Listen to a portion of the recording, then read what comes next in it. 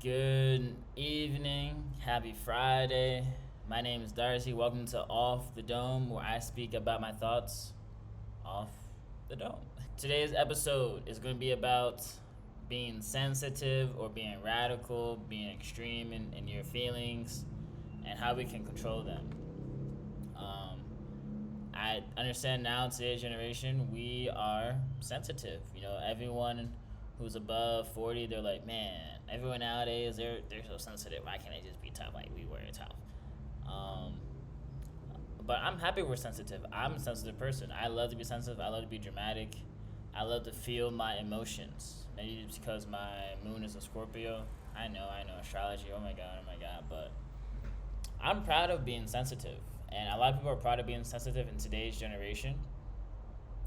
But there's one small problem. We are allowed to be sensitive. We are allowed to feel our emotions. We're allowed to say things hurt us. But we have to understand that we need to also be in control of our emotions. We can't just put the blame on someone else. We can't just play the victim whenever we are hurt, whenever we're sad. We have to be able to appreciate ourselves, appreciate our powers. So when we're feeling sad, understand that it's okay to be sad, it's okay to be hurt, but understand that this feeling is something we can control. But a lot of times, people aren't able to control their emotions. They aren't able to control their feelings today.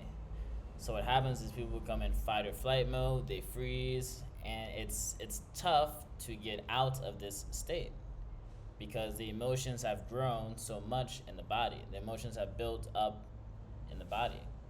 And so you see a lot of people do crazy things. United States, where gun violence is always an issue, people go crazy. I mean, it's sad. It's really sad. The school shootings, in the mall, wherever. And a lot of times this happens because they are so disconnected from their emotions that they aren't aware of how crazy they are. They aren't aware of what they are thinking. They aren't aware of what they're doing. And so when they snap, it's not really them, it's their body trying to fight this feeling of fear. They're in fear. And that fear is huge. So it's diminishing their true power of love. The love can't grow because the fear is overpowering it. And you see this a lot now with politics. The world is starting to become very radical. Extreme left, extreme right, extremes. No more moderation. Either yes or no, black or white. There's no nuance. And this is also a problem. I mean, it's also a problem. I'll be honest. For me, it's a problem. I feel like we shouldn't be so extreme. There's some opinions that are true on both sides. And when we become radical about politics, this also brings up anger in our system. Anger because it's like, how could they believe all this? How could they believe that? How could they be so extreme on that side? Why don't they agree with me? The world now, all the social media, all the news you watch, there's different channels, there's different accounts that are for you. Literally, for you page, FYP, Patati. And so you're locked in every day, scrolling, looking at stuff that is directed towards you, that is exactly for you. The algorithm is for you. And so this belief grows. This belief grows in your head, goes in your mind, it grows in your feelings, and you keep growing to be this extreme for this opinion. And what happens is when we see people who we disagree with, when people who have different opinions, we don't know how to feel, we don't know how to control our feelings, our emotions, we snap, we get angry, we're like, oh yeah, they're stupid, oh yeah, they know what they're doing. And we're not thinking out of love, we're not giving love to other people who we don't have the same opinions with. I'll be honest, I understand, sometimes people say crazy things, but I think it's important to have people in your life who have different opinions than you. If everyone agrees with you, if you're friends with, everybody who think the same, I just don't see how it does any good. How does it benefit you? How are you able to grow? How are you able to have an open mind? There's people all over the world, unique. Each one has a different superpower, and we all have different thoughts. We all have different experiences in life that has made us think these thoughts, made us have these opinions. And when we're not able to see the other perspectives, we're not able to grow, we're not able to change, we stay stuck in that environment. When we stay stuck in that environment, sometimes that fear gets comfortable and that fear starts to grow.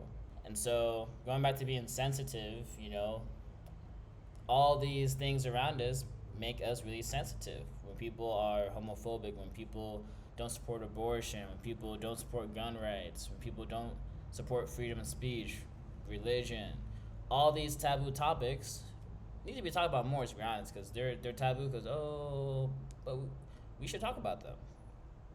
But being sensitive is never a bad thing.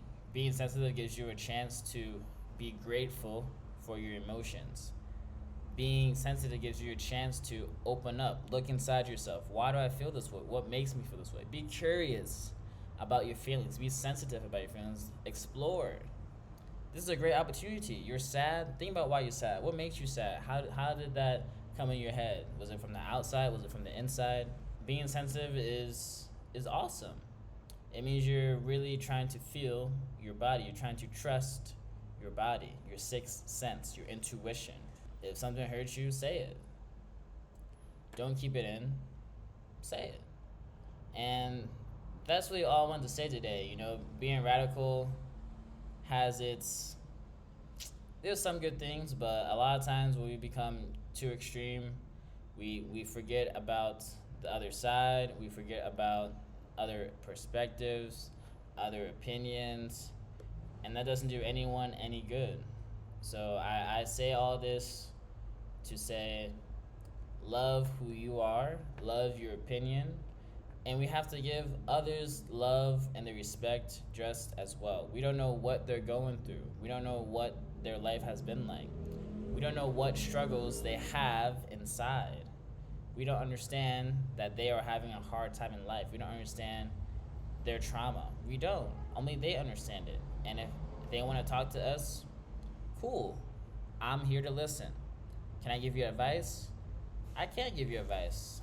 Only you know what you can do with your life. Giving advice is awesome, but most of the time, it doesn't really work because we're not them. I know what's best for me. I can listen to you. I can be open ear to you. I can show you what I did in my life, but I don't know your experience. I don't know your trauma. I know there's secrets in you that you haven't told anyone, haven't told me. So who am I to say you need to do this, you need to do this to change your life? I can give you some steps, maybe, but at the end of the day, it's what's inside of you. It's what's inside that's been stored there for years through trauma. That energy is stored. That energy grows times 10, times a million, times 3 million, times a trillion. There's trillions of cells in our body. And when they've been in the same environment, they're seeing the same thing, consuming the same type of content every single day, repetitive. That grows. And it changes us, and it makes it that much harder to change back to our most authentic selves. So it's just crazy in today's world. We really need to lean on each other, and all this radicalism is really making us further apart, which is exactly what they want us to do. And it's unfortunate. It's unfortunate. So I pray to you guys, have faith in yourself. Have faith that you can give out the same type of love that you see in others. Have faith that each and every single one of us are loving people. Okay? Trust your intuition, obviously. If you feel someone isn't giving the love that you think you deserve, you should leave. But at the end of the day, it's okay to be sensitive, but control your emotions. Learn who you are. Spend time alone. When you spend time alone, you're learning what is best for you. And I don't mean alone with your phone, alone in silence. Be creating thoughts, creating in your solidarity, creating when there's no one around you. And don't be afraid to create when you're alone. Don't be afraid to learn who you are alone. It's better to learn alone. It's better to learn alone than with people around you. If you feel uncomfortable alone, imagine when you're around people. Oh, oh, oh, oh. But if you're alone, perfect.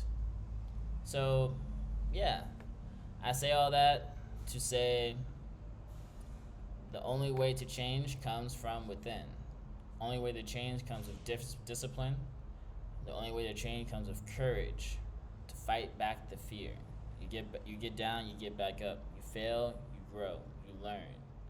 We don't start from zero, we start from experience. And once we are able to realize that failing is just a part of the process, we're able to get that much closer to our dreams. We're able to attract that much more for what we want for our life. We're able to attract that timeline that we think we need to reach, but really it's already in us. We just have to align ourselves with our thoughts, with our actions, and we can get to that. We can become that life, that reality. Because why? Because we are observing this timeline. We are observing this type of positive energy. Hey man, I'm speaking off the dome right now, but some cloth talk. So hopefully you like this little clip. Like, comment, subscribe. Make sure you stay tuned for the next video. But remember, you are in control. You have the power.